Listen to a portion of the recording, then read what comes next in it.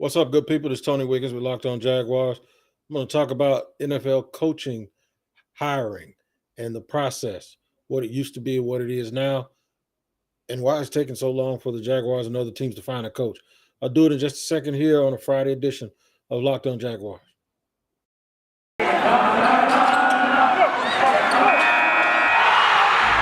are Locked On Jags, your daily Jacksonville Jaguars podcast.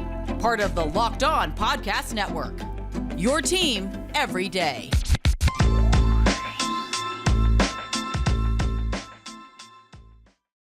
What up, good people? Welcome to Locked On Jaguars here on a Friday. Glad to have you along as we always do and have you making us your first listen as you always do because we're free on all platforms. Happy to talk about this subject today because I did a little bit of I did a show last week, and in that show, I had a little bit of a soliloquy right at the end of one of those segments that ended up sort of going viral and was used as a clip. It was talking about hiring and black coaches on Martin Luther King. So what I want to do is I'm not going to go through that whole thing again because I said what I said and I meant it.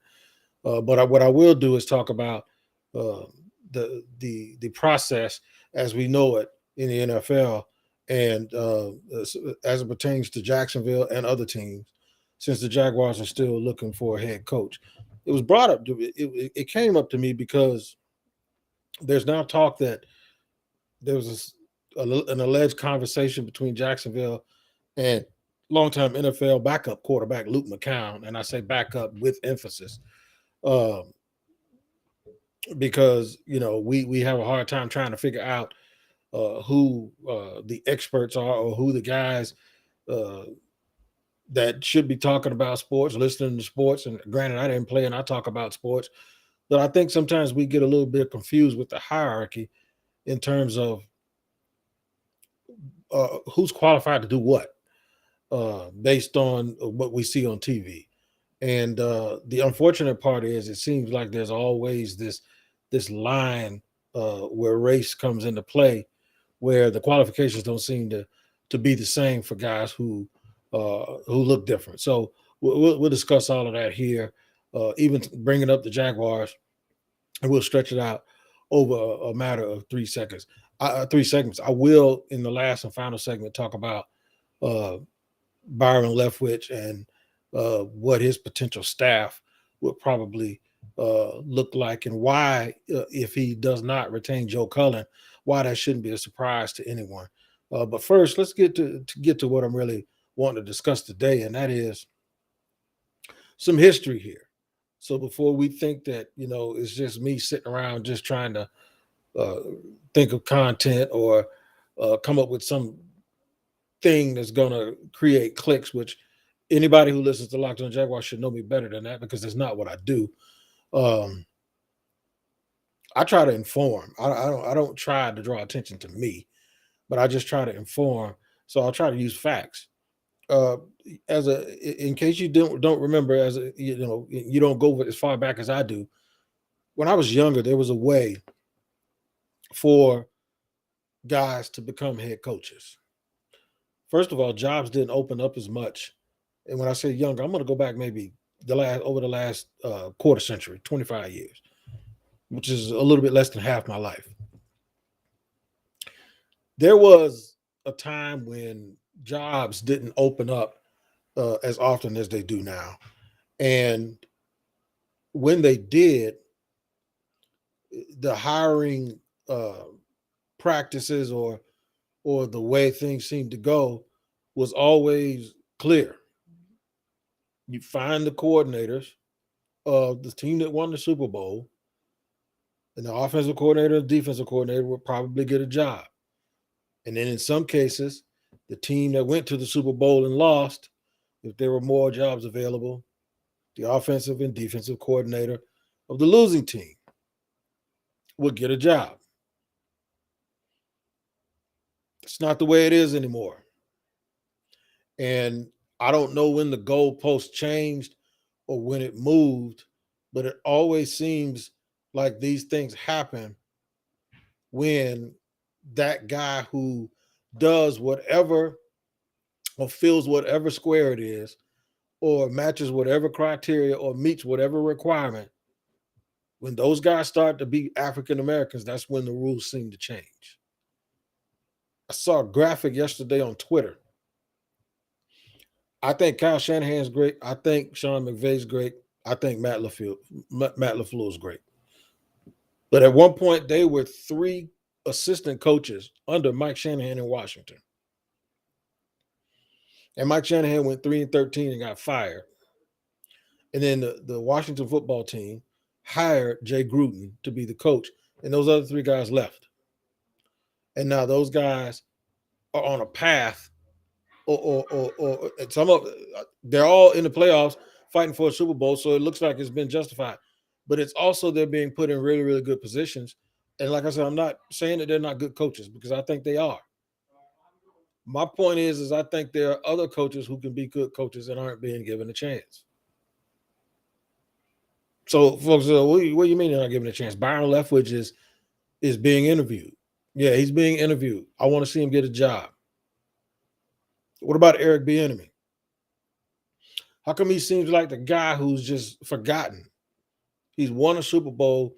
He's the offensive coordinator for Patrick Mahomes. Patrick Mahomes swears by him. And Patrick Mahomes right now is the LeBron James, John Morant, Steph Curry, Giannis to what those guys are in the NBA. That's what Patrick Mahomes is to the NFL. But it seems like it just carries no weight. And so folks will say, look, Bieniemy, his offense struggled this year. Buffalo's offense struggled early this year, and Brian Daboll's still getting looks. Buffalo scored 6 points in Jacksonville. And Brian Daboll is still getting looks as a head coach. What is it that's going on in the NFL? I'll tell you what I think it is. I'll tell you if I think it's going to stop. I'll tell you what ain't going to stop it. And I'll do all of that as we move forward and continue to progress headed towards the weekend here on Locked On Jaguars on a Friday. After I tell you guys about Get Upside, you guys have to listen to me about Get Upside, especially you Jaguar fans, and start saving you some money when you fill up your tank. It's an incredible app where you actually save fuel and save the amount of money you spend per gallon of gas on every fill up.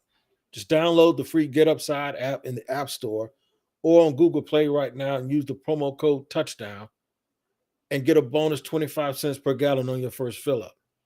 That's up to 50 cents cash back. Don't pay full price at the pump, my bad. Get cash back using Get Upside. Just download the app for free and use the promo code Touchdown. And on your first fill up, you're going to get an additional 25 cents per gallon cash back on your first tank. Some people who drive a lot are making tons of money. I know a guy who owns a company that has box trucks. So he's saving a couple of $100 a month in cash back, and there's no catch. The cash back gets added right to your account, and then you can take that money out, whether it's through PayPal, an e-gift card, Amazon brands, or other things. It's the Get Upside app. Just download the free Get Upside app and use the promo code Touchdown in the App Store or on Google Play. All right, running it down here on a Friday. Bear with me with my voice. We thank you again for making us your first listen here on Locked On Jaguars on a Friday. We're talking about coaches, and we're talking about the hiring practices and the lack of understanding of what the protocol is and how guys are supposed to get jobs. So I pointed out that for the most part, starting about 25 years ago, it was normal for the top assistants or the coordinators of teams that won Super Bowls to get jobs. It was also customary that there are times that coaches who were assistants who didn't win but got close would get head coaching jobs in the National Football League. At some point, it started to change. You look at Byron Leftwich; he's in a position now where he's interviewing. Eric Bieniemy has won a Super Bowl in the last 3 years. He's interviewing, and there have been a number of other coaches that have been in those situations. That Todd Bowles, defensive coordinator, he's interviewing, and Bowles has had one shot to be a head coach. Now, for transparency's sake, I'm gonna give you something here.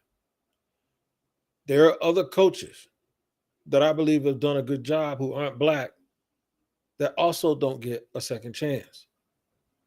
For instance, Dennis Allen, who is the defensive coordinator in New Orleans, has been a head coach before with the Raiders organization.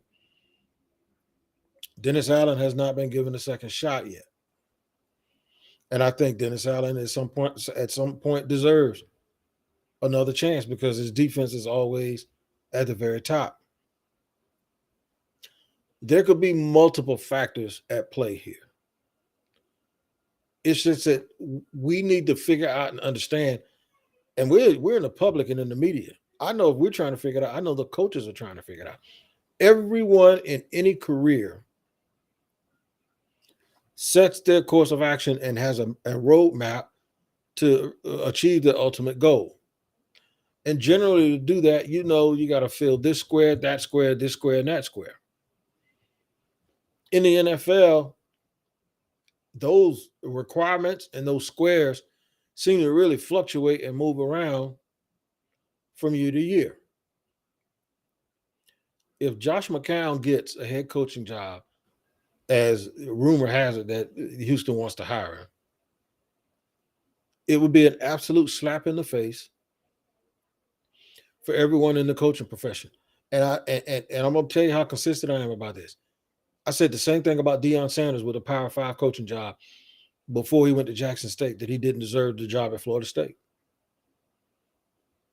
There are people that have applied themselves and have actually done the work and get in here year after year after year and do what is required to become a head coach in their profession, and it just doesn't happen.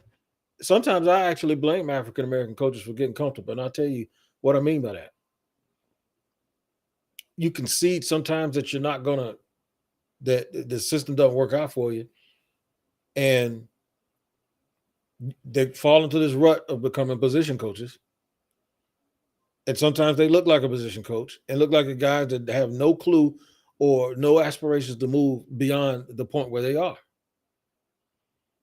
because they become the comfortable guy that people know. It happens in college football too. They know that they can make $500,000 up to $1 million a year for the next 25, 30 years doing that and doing that well. And they fall into that niche, and I ain't got no problem with it if that's what they feel like doing. But you wonder how many of those guys are doing that because they can't see the light or see an opportunity where they're actually really, really going to get a shot. I think it happened to a guy like Bruce Arians for most of his career because he was different. It wasn't anything to do with black and white. He was different. He wore Kangos and he was overweight and, talked a certain way and smoked a cigar. And, sometimes I guess we look and we say that guys aren't head coach material, but I don't know what that means because Bill Belichick wears a hoodie, right? Andy Reid's overweight.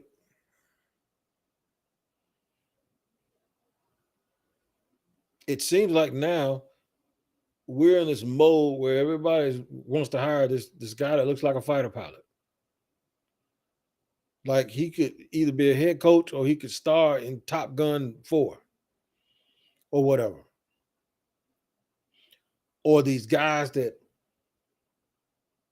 look like they actually play video games their whole life because they can sit there and talk about things that they remember and statistics and analytics and these wonder kid type of people, and then teams around the league wonder why you can't win games. And the same teams always win, and no one is making any headway to see who can actually win the Super Bowl. I think coaching these days, as much as X's and O's is important, I think communication, your ability to galvanize people and get them to play together. You marvel at how many teams are good because the coach and the leader can just get people to be on the same page. I think if you can functionally put a good staff together and just get people to be on the same page and do the same things, you could probably be an average coach and win 9 games in the NFL just by doing that alone. What happened to the days of understanding who's supposed to get a job, what the requirements are? Did you lead? Did you participate in a winning organization? Just go back and look. Matt LaFleur had one of the worst offenses in the league in Tennessee, and then he got hired with Green Bay. Brendan Staley, I believe his name is, had a year where he took over for Wade Phillips in with the Rams and had 1 year as the defensive coordinator and got a job. But nobody's talking about hiring D'Amico Ryans, who did the exact same thing and took over for the 49ers and has the 49ers right now a game away from going back to the NFC Championship game. If you want this stuff, you want these questions to go away, we have to get to the point where we start being more transparent about what the hiring process is. I'm going to tell you what's not going to change it. I'm going to tell you what's not going to change it, and I'll do it here in the last and final segment here on a Friday on Locked On Jaguars. After I tell you what BetOnline has to offer you, I'm going to tell you what they have to offer you. It's a new year, so it's a new betting year, and we continue to march toward the playoffs and beyond. And BetOnline remains the number one spot for all the best sports wagering action of 2022. New year and a new updated desktop and mobile website to sign up today and receive your 50% welcome bonus on your first deposit. Just use our promo code, which is Locked On, to get started. From football, basketball, hockey, boxing, and UFC right to your favorite Vegas casino games, don't wait to take advantage of all the amazing offers available for 2022. BetOnline is the fastest and easiest way to wager on all of your favorite sports. BetOnline is where the game starts. And you start here with me every single day on Locked On Jaguars, and we absolutely appreciate it and enjoy and are grateful for you to do that for us every day. And thank you for bearing with me, too, with my little raspy voice today and my shortness of breath. But we're going to continue to try to get some content out and do right by you, the Jaguar fans, for making us your first listen every day here. And we're free on all platforms, too. Make sure you like and subscribe on the YouTube page and follow along wherever you get your podcast. So here's what's not going to change this coaching stuff. I saw a segment months ago where Stephen A. Smith and I believe it was Marcus Spears, they were talking about why it was upsetting that folks were offending, quote unquote, Mike Tomlin for considering him for a job at Southern Cal. I never agreed with that. And Stephen A. made the point, Stephen A. Smith from ESPN First Take made the point that why would you remove the one example of what a coach should be in Mike Tomlin from Pittsburgh when that's the example that you need? And I'm paraphrasing, but he was like, that's the example that owners need of a guy to hire. Why would you take that example away or whatever? Mike Tomlin has been in Pittsburgh for 15 years. He won a Super Bowl very early. He's never had a losing season. I agree that he's an example. I disagree with they need him there to see what an African American coach looks like. I saw a report today that apparently the Vikings keep using Mike Tomlin as the example of what they want. That's a good thing. I would want that example too. But I would tell you that every black coach isn't going to be like Mike Tomlin. I think for years everyone wanted another Tony Dungy. We need to stop using the one black guy as the example or the monolithic sort of image that you want to portray. Black people are not all the same. No more than white people are the same. Bill Belichick and Andy Reid are as different as the day is long. We don't have to have a copycat black guy. Every black politician doesn't have to look like and sound like Barack Obama in order to be approved by people.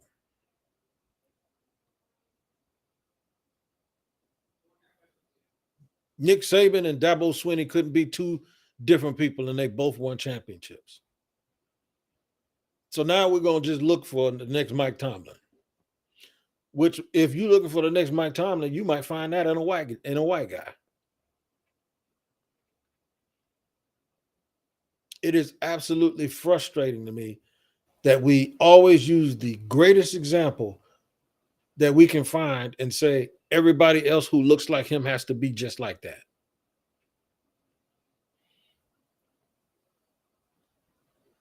Maybe that's why Eric Bieniemy can't get a job, because he's not enough like Mike Tomlin. And that's what's wrong.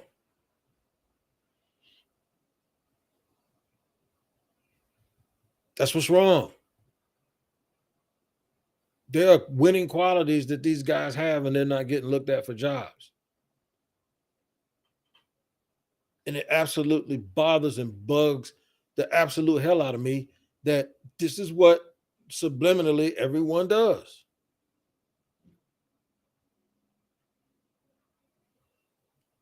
They do it to those white coaches too, like Kellen Moore, and everybody wants, just like in the booth, everybody wants the next Tony Romo. Tony, you ain't getting no next Tony Romo. Tony Romo's Tony Romo. But you can get another guy who can do a great job. Everybody wants the next Dan Orlovsky to be in their studio. There ain't but one Dan Orlovsky. So find another guy that does something good. Before you ever knew Orlovsky existed, what were you doing? The problem with the NFL is it's a copycat league. The problem is not that they don't have enough examples of black people. You let them off the hook when you say that. They don't have enough of examples of black coaches because they ain't gave black coaches enough opportunities. Everybody doesn't have to be Mike Tomlin.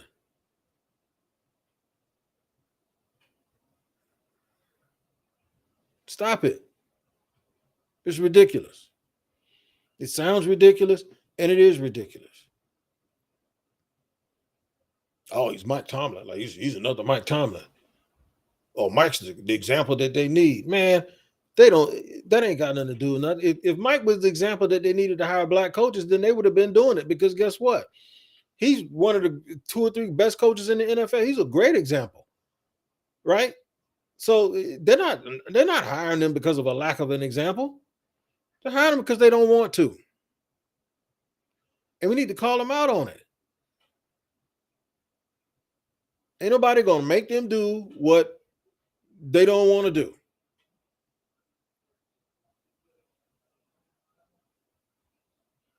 The quicker they get rid of this foolishness, the quicker people will stop talking about it.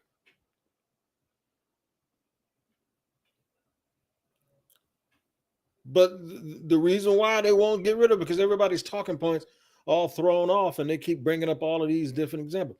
We are not a monolithic people, man.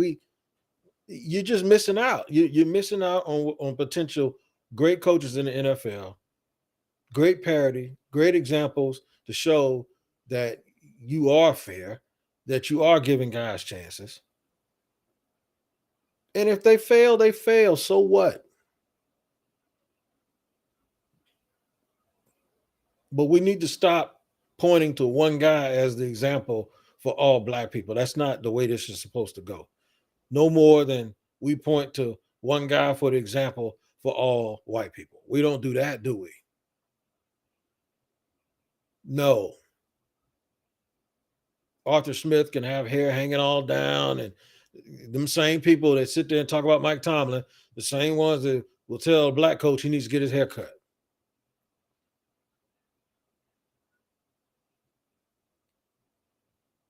Yeah, that's the kind of stuff I'm talking about. Oh, as if that's the reason.